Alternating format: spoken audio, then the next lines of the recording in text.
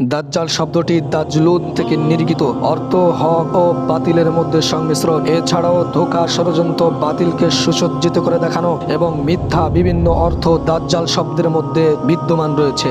দাজ্জাল এমন এক পথভ্রষ্ট ব্যক্তি, শেষ জামানায় যার আবির্ভাব হবে, তার আবির্ভাব শেষ জামানায় অনেক বড় বিপর্যয়ের কারণ হবে। সকল নবীগণ তার ফিতনা থেকে উম্মতকে সতর্ক করেছেন, কেননা অনেক আশ্চর্যজনক বিষয় আল্লাহ তাআলা তার দ্বারা ঘটাবেন এবং সে তার সময়কালে মানুষের আকীদায় বড় ধরনের পরিবর্তন ঘটিয়ে দিবে। দাজ্জালের আবির্ভাব কিয়ামতের বড় একটি আলামত, যার ফিতনা থেকে মহানবী সাল্লাল্লাহু আলাইহি ওয়াসাল্লাম খুব সতর্ক করেছেন। দাজ্জাল হবে একজন যুবক, যার মাথায় চুল কুকড়ানো, ফোলা চোখ বিশিষ্ট।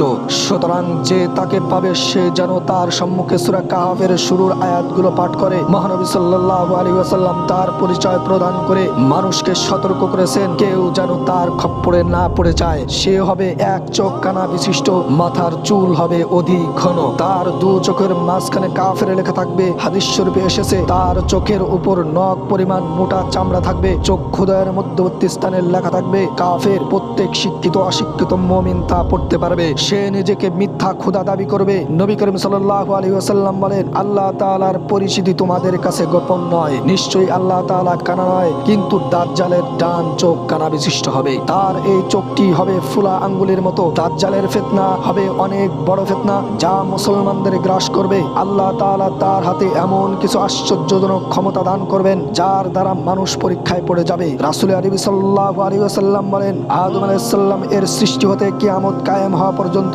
দাজ্জালের মতো এত বড় ফিতনা আর একটাও ঘটবে না। রাসূল আরবি সাল্লাল্লাহু আলাইহি ওয়াসাল্লাম বলেন, লোকেরা দাজ্জালের ফিতনা হতে পালাবে, এমন কি পাহাড়ের পর্বত সমূহে গিয়ে আশ্রয় নেবে। সে জমিনে চলার সময় তাকে সত্যায়ন করার জন্য মানুষকে আহ্বান করবে, কিন্তু কিছু মানুষ তাকে অস্বীকার করবে, ফলে তাদের ভূমি বিরান হয়ে যাবে, ক্ষেত ফসল সব পুড়ে ছারখার হয়ে যাবে। আর এক দল মানুষের কাছে অতিক্রম করলে তারা তাকে বিশ্বাস করবে ও অনুসরণ করবে, ফলে তাদের ভূমি ফল ফুল ফসলে ভরে যাবে, তাদের গবাদি পশুর সংখ্যাও বেড়ে যাবে। এইভাবে মানুষ তার মহাফিতনায় পড়ে যাবে। সে জমিনে খনিজ পদার্থগুলি বের করে ফেলবে। হাদিস শরীফে এসেছে, যে তার অবাধ্যতা করবে তাকে আগুনে ফেলে পুড়িয়ে দিবে, অথচ সেটি প্রকৃতপক্ষে জান্নাত। যে তাকে অনুসরণ করবে তাকে জান্নাতে প্রবেশ করাবে, যা প্রকৃতপক্ষে জাহান্নাম। তার অধিকাংশ অনুসারী হবে ইহুদি, অনারব ও তুর্কিদের মধ্যে হতে। রাসূল আরবি সাল্লাল্লাহু আলাইহি ওয়াসাল্লাম বলেন, দাজ্জাল পূর্ব অঞ্চলের খুরাসান এলাকা থেকে বের হবে।